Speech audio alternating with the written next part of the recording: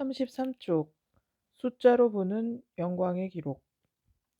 우리나라의 OECD 가입은 꽤 이른 시기의 일이다. 우리나라가 개도국에 대한 적극적인 지원을 선언했던 웅크타드 총회와 같은 해 1996년에 이미 성사됐다.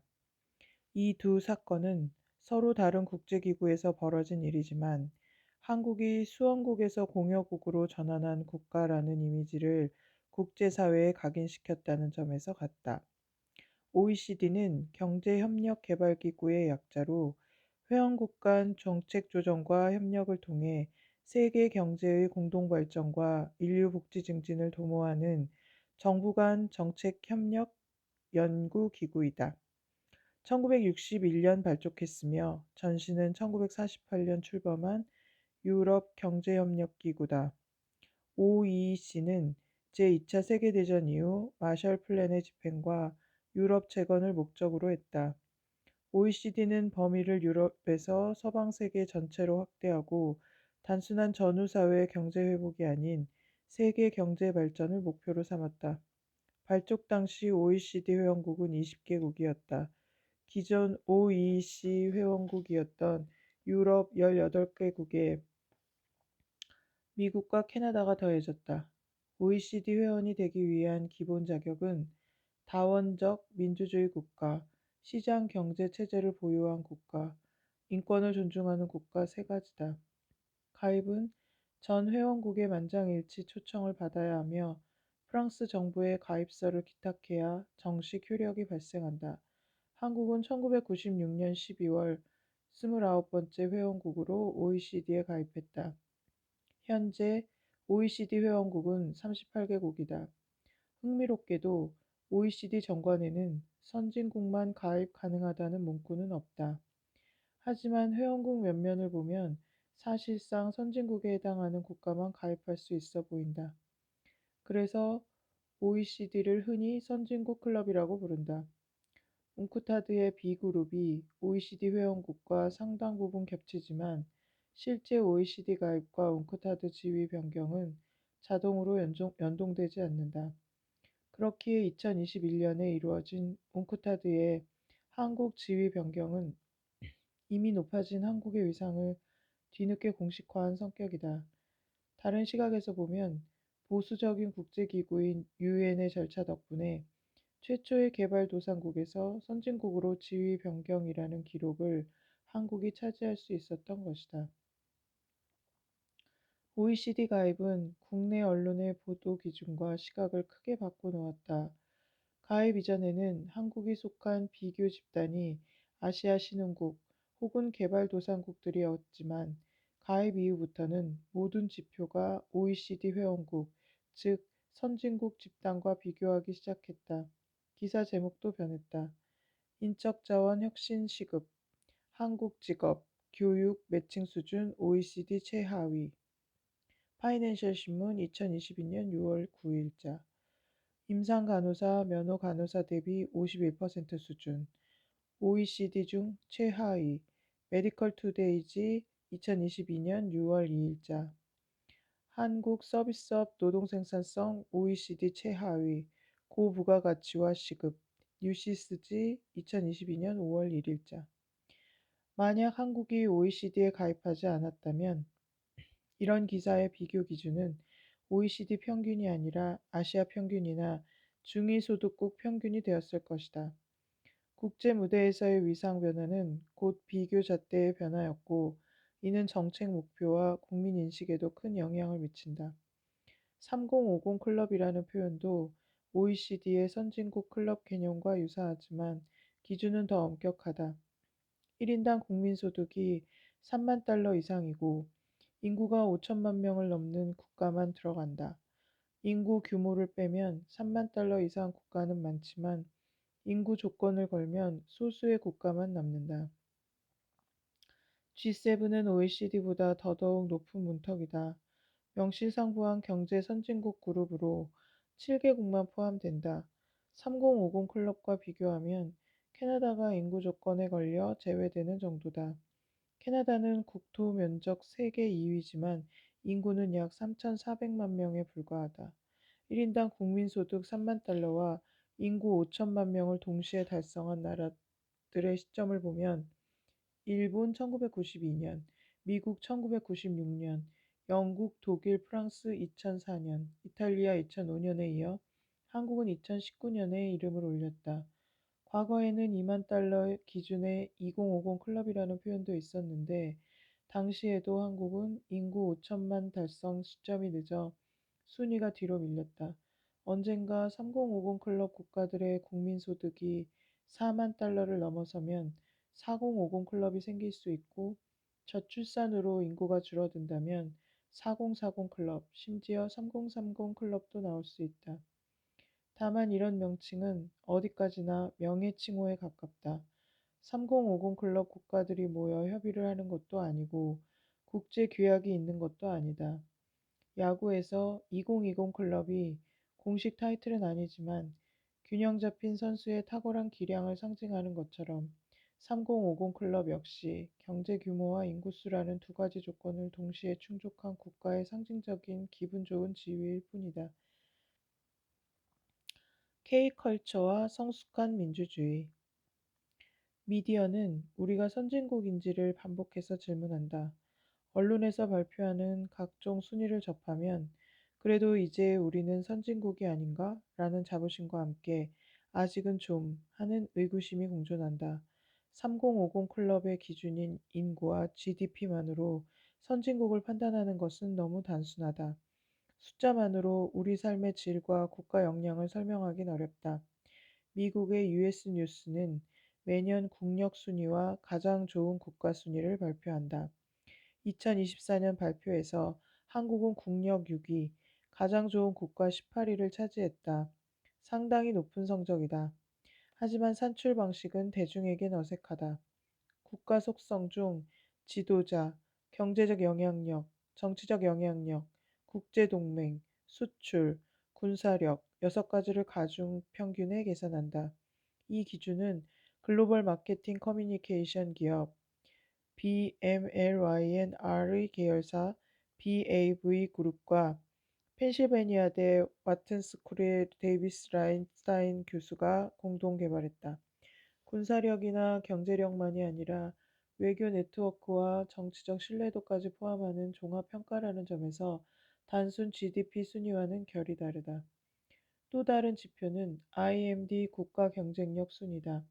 스위스 국제경영개발대학원은 국가 경쟁력을 경제성, 정부 효용성, 기업 효율성, 인프라 이렇게 네 분야로 나누고 각 분야를 다시 5개 세부 항목으로 세분화해 평가한다.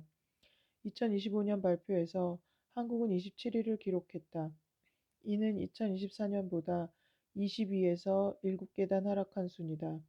조금 더 들여다보면 상위권의 싱가포르 2위, 홍콩 3위, 대만 6위처럼 인구 규모가 적은 경제 특화 국가들이 다수 포함된다.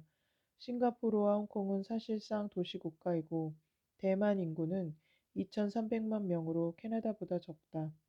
IMD는 별도로 인구 2천만 이상 국가 순위도 제공하는데 이 기준으로 보면 한국은 8위이다. 이는 3050 클럽 기준과 비슷하다. 인구가 적은 국가들까지 포함해 상위권을 유지하면 더 좋겠지만 국가마다 경제 구조와 여건이 다른 만큼 지표를 종합적으로 해석할 필요가 있다. 무엇보다 중요한 건 장기적 안정성이다. 한국은 IMD 지표에서 수십 년 동안 20위권을 꾸준히 지켜왔다. OECD 가입 초기 국내 언론은 자살률, 교통사고율 같은 최하위 지표를 집중 보도하며 왜 OECD에 가입했나 라는 회의론을 키웠지만 IMD는 우리가 OECD 가입할 만한 국가임을 증명하고 있다.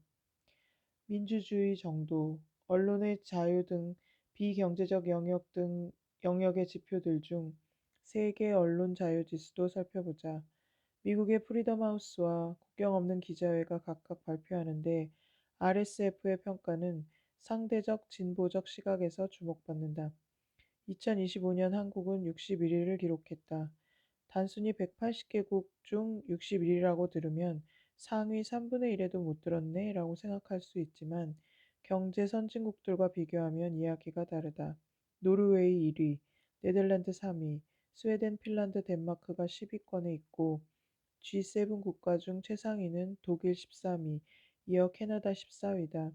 영국은 33위, 프랑스 34위, 한국, 이탈리아에 이어 42위, 그 다음이 미국 57위이다. 일본은 66위로 크게 뒤처진다. 경제 선진국만 추리면 한국은 언론자유 지수에서 상위권에 속한다. OECD 정부 신뢰도의 순위에서 2021년 한국이 22위 순위를 기록했다. 스위스, 노르웨이, 핀란드가 1위에서 3위를 차지했으며 G7 3050 클럽 국가 중에서 영국 19위만이 우리보다 앞섰다. 일본 23위, 프랑스 26위, 미국 32위 등은 모두 뒤다. 공공천명 지수에서도 한국은 18위를 차지했다. 덴마크, 노르웨이, 뉴질랜드, 핀란드가 상위권을 차지했고 G7 국가 중 미국 6위, 영국 9위, 프랑스 12위, 독일 14위, 캐나다 15위가 한국보다 높지만 일본 22위, 이탈리아 28위는 뒤처진다. 민주주의 지수는 한국이 23위를 기록했다. 선거 과정, 정부 기능, 정치 문화, 시민 자유 등 네 가지 영역을 평가한 결과다.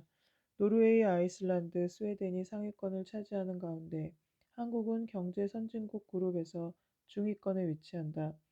컵에 물이 반 남았다고 보느냐, 반밖에 없다고 보느냐의 시각 차이가 존재하지만 최소한 민주주의 선진국이 아니다라고 단정할 수 없다. 비경제 분야 지표에서 중상위권을 유지하는 것만 해도 의미가 있다. 여기에 더해 최근 한국은 문화, 스포츠, 학문 영역에서 전례 없는 성과를 거두고 있다.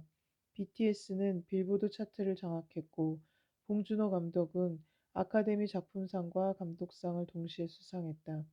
윤여정 배우의 여우조연상, 박찬욱 감독의 칸 감독상, 송강호 배우의 칸 나무주연상은 일회성이 아니라 연속적인 흐름을 유지하고 있음을 입증해준다.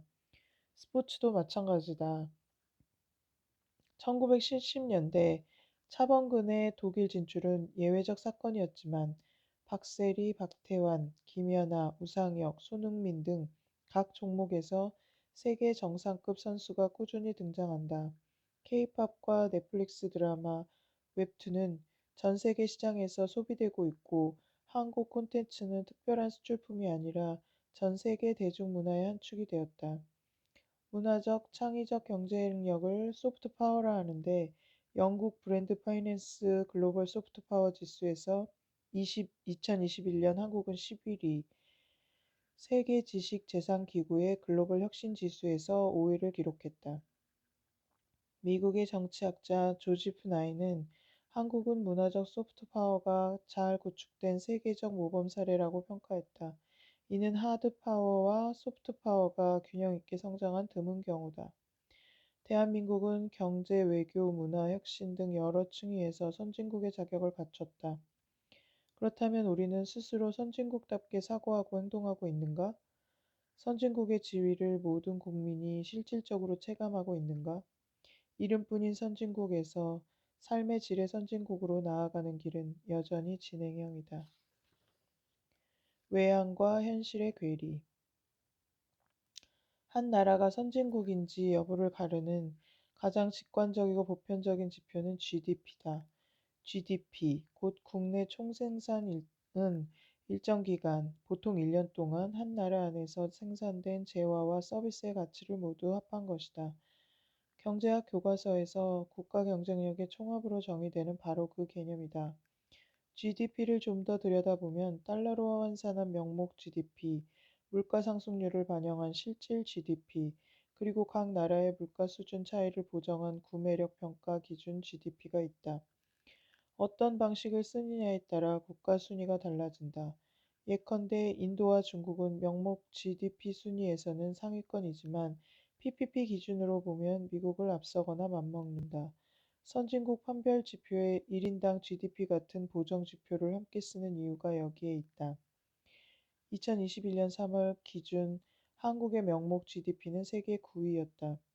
순위 10위권 안에는 앞서 언급한 G7 국가와 중국, 인도, 그리고 우리나라가 들어간다. 미국이 20조 9,210억 달러로 압도적 1위, 중국이 14조 7,800억 달러로 2위, 일본이 4조 9,800억 달러로 3위, 독일 3조 7,710억 달러, 영국 2조 7,030억 달러, 프랑스 2조 5,960억 달러, 인도 2조 5,770억 달러가 뒤를 잇는다. 한국 약 1조 8천억 달러는 이탈리아 1조 8,700억 달러 바로 뒤에 있고 캐나다 1조 6,200 달러가 10위를 차지한다. GDP 규모 상위국 중 일부는 인구가 워낙 많아 총합이 커 보이는 효과가 있다. 중국과 인도가 대표적이다. 이 때문에 전체 GDP뿐만 아니라 1인당 GDP가 선진국 여부를 판단하는 중요한 보조 지표로 쓰인다.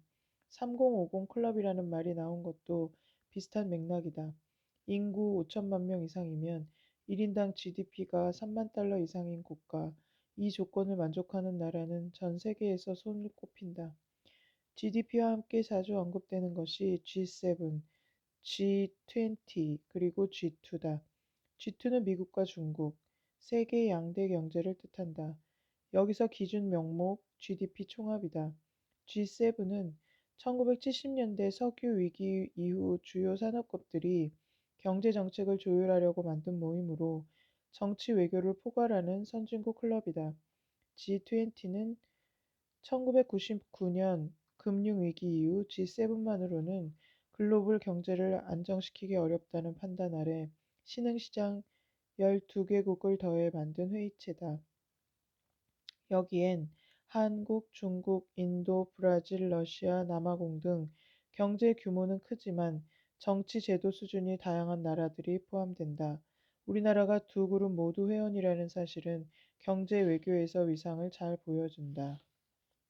무역 지표도 빼놓을 수 없다. 2020년 기준 한국의 교역 규모는 세계 9위, 수출만 보면 7위다. 반도체, 자동차, 조선, 화학, 디스플레이, 2차 전지 등 주력 품목이 다양하고 대외 무역 의존도가 높다. 무역 강국으로서의 지위는 일회성이 아니라 수십 년간 유지돼 왔다. 경제 문화 지표에서 성취를 강조하는 사람들은 세계 10위권 경제, 안정적인 수출 구조, 문화, 스포츠, 과학 분야의 국제적 성과, 민주화 경험 등을 내세운다. 반대로 사회 불평등, 정치 불신, 낮은 출산율, 높은 자살률, 지역 세대 갈등 등을 이유로 지금까지의 성과를 부정적으로 보는 시각도 많다. 정치 영역에서는 회의적 평가가 일반적이다. 고 이건희 삼성회장은 1990년대 한국 정치는 사류라고 직격한 바 있다. 행정관료는 삼류, 기업은 이류라고 평가했는데 기업인으로서 스스로를 이류라 낮게 평가하며 대대적인 변화를 감행한 삼성은 이후 세계 정상급 기업이 됐다. 정치도 그럴 수 있을까? 문제는 정치의 질을 수치로 나타내는 지표는 존재하지만 이를 해석할 때 정치 성향에 따라 유리한 지표만 골라보는 경향이 크다. 그럼에도 언론 자유 지수, 정부 신뢰도, 공공부패 지수 등 객관적 지표를 종합하면 한국은 분명 민주주의 선진국 범주에 들어간다. 탄핵 정국에서 보여준 질서정연한 대규모 시위, 헌법 절차에 따른 대통령 파면, 평화로운 정권 교체는 국제사회에서도 높이 평가됐다. 많은 외국 언론은 한국은 민주주의 위기를 성숙하게 관리한 나라라고 보도했다. 1987년 6월 항쟁 이후 민주화 과정 역시 경제성장과 민주주의를 동시에 이룬 드문 사례로 교과서에 실린다. 이제 남은 과제는 경제 선진국과 민주주의 선진국이라는 두 축을 어떻게 균형 있게 발전시키냐다. 우리는 이미 하드 파워, 경제 군사력에서는 세계 상위권을 확보했고 소프트 파워, 문화 민주주의 제도에서도 강점을 넓혀가고 있다. 그러나 하드 파워와 소프트 파워 영역 모두에서 긍정적 평가와 부정적 평가가 공존하는 현실을 직시해야 한다. 2장 불행한 대한국민 마련된 행복의 물적 토대 1인당 국민소득 3만 달러, 인구 5천만 명 이상인 국가만 들어갈 수 있는 3050 클럽에 진입한 우리는 각종 경제지표나 국방력을 보더라도 세계적인 강대국 반열에 올랐다. 2025년 8월 22일 기획재정부는 새 정부 경제성장 전략을 발표했다. 정부는 기존의 추격형 경제 모델은 더 이상 우리에게 맞지 않는다며 선도형 초혁신 경제로의 대전환이 필요하다고 강조했다. 이재명 정부가 밝힌 이 전략은 한국이 세계 10위권 경제대국이 되었지만 최근 성장 동력이 약해지고 방향을 잃었다는 위기의식에서 출발했다. 이러한 위기의 원인은 윤석열 정부의 경제정책 실패와 내란형 계엄 등 정치적 혼란에 있다는 분석도 있다. 그럼에도 현재의 경제 상황을 선진국 이전의 수준으로 되돌아간 것처럼 보는 해석은 무리다.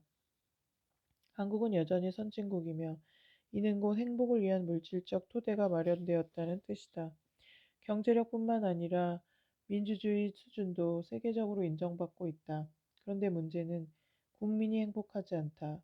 우리는 분명 물질적 토대를 갖추었지만 정작 많은 국민은 불행을 느낀다. 왜 그럴까? 그 이유는 명확하다. 물질적 토대가 편중되어 있기 때문이다. 기초생활수급자나 차상위 계층에게는 여전히 토대가 부족하고 부유층과 저소득층 간 격차는 커져만 간다. 이 간극이 너무 커서 그 자체로 국민 행복을 가로막고 있다. 3050 클럽의 기준인 1인당 GDP 3만 달러는 원화로 약 3,600만 원이다. 1인 가족 기준으로 보면 연간 소득 1억 원이 넘는다. 겉으로 보면 넉넉한 가정이 많을 것 같지만 현실은 다르다. 주변을 살펴보면 실제로 1억 원 이상 수입을 올리는 가정은 적다. 국가 전체의 부는 늘어났지만 개인이 누리는 몫은 불균형적이다. 우리는 이런 구조를 2080 사회 또는 1090 사회라고 부른다. 상위 20%가 80%의 부를 혹은 상위 10%가 90%의 부를 독점하는 사회. 이는 물질적 토대의 심각한 편중을 보여준다. 2025년 7월 금융위원회는 가계대출 관리 방안을 발표하며 가계대출 총량을 줄이고 주택담보대출 한도를 6억 원으로 제한했다. 이는 유동성을 조절해 부동산 가격 상승을 억제하려는 목적이었다. 하지만 현실은 냉혹하다. 서울 아파트의 평균 가격은 이미 12억 원에 이른다. 연소득 1억 원 이상인 사람조차 6억 원 대출을 받아도 추가로 6억 원의 자산이 있어야 집을 살 수 있다. 결국 주택 구매가 가능한 계층은 최상위 20% 정도고 나머지 80%는 주택 구매를 꿈조차 꾸기 어렵다. 이러한 정책을 두고 이재명 정부가 잘못하고 있다고 말할 수는 없다. 부동산 가격 안정이라는 정책적 목적은 타당하다. 하지만 부의 편중이 심각한 상태에서 대출을 제한하면 상대적으로 열악한 다수 국민은 소외될 수밖에 없다. 즉, 행복을 위한 물질적 토대는 마련되었지만 그 토대의 혜택이 소수에게만 집중되어 있다는 점이 문제다. 물질적 기반이 사회 전체의 행복을 촉진하는 방향으로 작동하지 못하는 것이다. 물질적 풍요가 주는 배신감. 세계 행복 보고서는 유엔사나 지속가능 개발 해법 네트워크가 발간하는 보고서다. 이 보고서는 각국 국민이 스스로 매긴 삶의 만족도를 기반으로 행복 수준을 수치화한다. 유엔 공식 기구의 입장을 그대로 반영하지는 않지만 세계적으로 널리 인용되는 자료이다. 2022년 세계 행복 보고서에 따르면 한국의 행복 순위는 149개국 중 59위였다. 경제 규모에 비해 지나치게 낮은 순위다. 혹시 다른 선진국들도 비슷한 위치에 있는 건 아닐까? 그렇지 않다. 핀란드 1위, 덴마크 2위, 아이슬란드 3위 등 북유럽 국가들이 상위권에 포진해 있다. G7이나 3050 클럽 국가들을 살펴보면 독일 14위, 캐나다 15위, 미국 16위, 영국 17위, 프랑스 20위 등 대부분이 20위권 안에 포함된다. 이탈리아가 31위, 일본은 54위로 우리와 가까운 수준이지만 대부분의 선진국들은 한국보다 훨씬 높은 순위에 있다. 2025년 최신 결과도 별반 다르지 않다. 한국은 147개국 중 58위, OECD 38개국 중에서는 33위로 거의 최하위 수준이다. 한국외국어대 박명호 교수와 경남연구원 박찬열 연구위원의 연구는 이러한 경향이 단기적이 아님을 보여준다. 이들은 삶의 질과 관련된 27개 지표를 기준으로 OECD 36개국 중 31개국을 분석했는데 한국의 행복 수준은 30년 전과 거의 동일한 수준이었다. 소득은 증가했지만 삶의 질은 그대로였다. 실제로 한국의 1인당 GDP는 1990년대 6,500달러 수준에서 2020년대 들어 3만 달러에 근접했다. 하지만 소득 격차는 더 벌어졌고 자살률과 범죄율은 증가했다. 환경, 문화, 여가, 성별, 세대 간 갈등 등 대부분 사회 지표는 악화되거나 최하위권에 머물렀다. 국민이 느끼는 행복감도 낮다. 통계개발원의 국민 삶의 질 2024 보고서에 따르면 삶의 만족도는 6.4점으로 전년보다 떨어졌다. 특히 대인 신뢰도와 기관 신뢰도가 매우 낮아 국민들이 타인과 사회 시스템을 신뢰하지 못하는 상황임을 보여준다. 이러한 현상은 단순한 사회 현상이 아니라 행복 경제학에서 말하는 대표적 이론과 맞닿아 있다. 바로 이스털린 역설이다. 이 이론은 국가의 1인당 소득이 오르더라도 국민 행복은 일정 수준 이상 늘지 않는 현상을 설명한다.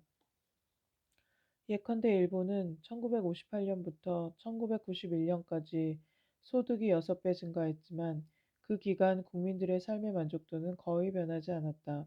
한국도 마찬가지다.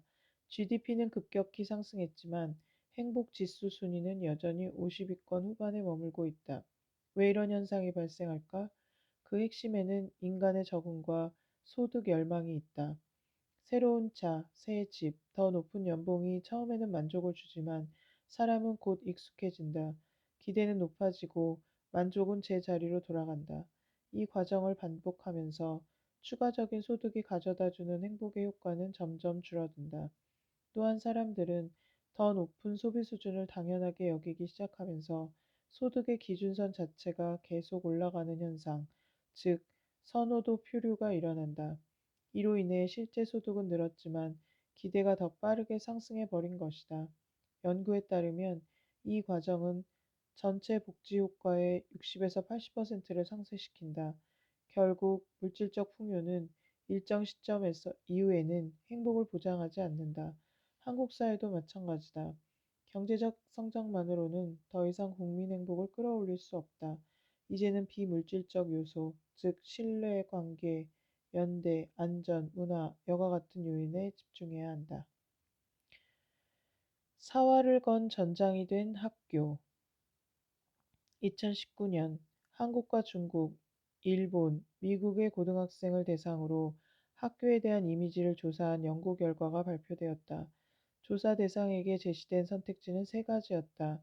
함께하는 광장, 거래하는 시장, 사활을 건 전장. 이 조사는 김이삼 광주과학기술원 교수가 2017년에 실시한 사회자본과 교육에 관한 4개국 대학생 인식 조사의 일환이었다. 결과는 충격적이었다. 한국 고등학생의 80.8%가 학교를 사활을 건 전장이라고 답했다. 같은 항목의 일본은 13.8%, 중국은 41.8%, 미국은 40.4%에 불과했다.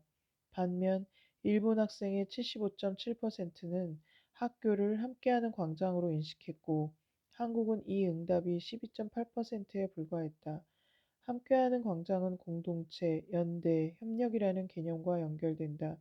사람들이 서로를 돌보고 함께 살아가는 사회에서는 사회적 유대감이 강하게 형성되며 이는 곧 행복감과 삶의 만족도로 이어진다. 광장은 단순한 물리적 공간이 아니라 사람들이 평등한 주제로 모여 의견을 나누고 협력하는 장, 즉 민주적 공동체의 상징이 된다. 이런 요소들은 행복의 기반이 되기에 충분하다. 거래하는 시장은 학교를 지식과 기술을 사고 파는 경쟁의 공간, 즉 자본주의적 효율성과 성과 중심의 구조로 바라보는 시각이다. 교육이 협력의 장이 아니라 경쟁의 수단이 되며 사람 간의 관계보다 개인의 이익과 성취가 중심이 된다. 이런 환경에서는 상대적 박탈감, 비교의식, 소외감이 생겨 행복을 고민할 여력이 없다. 사활을 건 전장은 말 그대로 학교가 전쟁터라는 의미다. 지식을 배우고 친구와 어울리는 공간이 아니라 살아남기 위해 싸워야 하는 공간에서 하루하루를 보낸다. 성적은 생존수단이 되고 친구는 경쟁자를 넘어 적이 된다. 학교를 극심한 경쟁, 살아남기 위한 싸움터로 여긴다는 것이다. 오래전부터 우리 사회가 경쟁사회라 인식하고 있었지만 국가 간 수치로 비교된 이 자료는 문제의 심각성을 방증한다. 이 왜곡된 학교 현실은 아이들의 삶뿐 아니라 우리 사회의 미래마저 갉아먹고 있다. 고등학생이 불행하면 대학생도 불행할 수밖에 없다. 고등학교를 전장이라 여긴 학생들이 대학에 들어간다고 해서 그 인식이 갑자기 바뀌지 않는다. 실제로 대학은 또 다른 전장이다. 입시 경쟁에서 살아남은 이들은 이번에는 학점 경쟁, 스펙 경쟁을 거쳐 취업 경쟁이라는 전장의 복판에 서게 된다. 우리나라에서는 대학에 진학하는 학생이 전체의 80%를 넘고 20%는 입시 경쟁에서 패배해 진학하지 못한다. 대학을 졸업한 뒤에도 좋은 일자리를 놓고 다시 경쟁은 시작된다. 이처럼 우리의 교육과 취업 시스템은 경쟁이 끝없이 반복되는 구조다. 이런 현실에서 학생들이 행복을 느끼기란 어렵다. 친구와 연대하는 대신 경쟁해야 한다. 밥을 함께 먹으면서도 시험 정보를 나누지 않거나 심지어 일부러 왜곡해서 제공하는 사례도 있다. 이러한 행동은 드라마 속 이야기만이 아니다. 오늘날 실제 캠퍼스에서 벌어지는 현실이다. 학생들이 자주 하는 말, 나 공부 안 했어, 필기 안 했어 같은 표현은 그저 겸손이거나 농담이 아닐 수 있다. 무의식적으로 학교를 전쟁터로 인식한 결과일 수 있다. 이 전쟁터는 학생만 불행하게 만들지 않는다. 교사 역시 고통받는다. 2023년 9월 4일 서울 서희초 교사의 사망 사건 이후 전국 교사들은 공교육 멈춤의 날을 선언하고 거리로 나섰다. 더 이상 죽고 싶지 않다. 그날 교사들이 외쳤던 절규는 전국을 울렸다. 2년 뒤인 2025년 교사들은 다시 행동에 나섰다. 전국 교직원 노동조합 세종지부는 성명을 통해 2년이 지났지만 학교는 변하지 않았다고 지적했다. 그리고 우리는 또 다른 동료의 죽음을 맞이하고 있다고 밝혔다.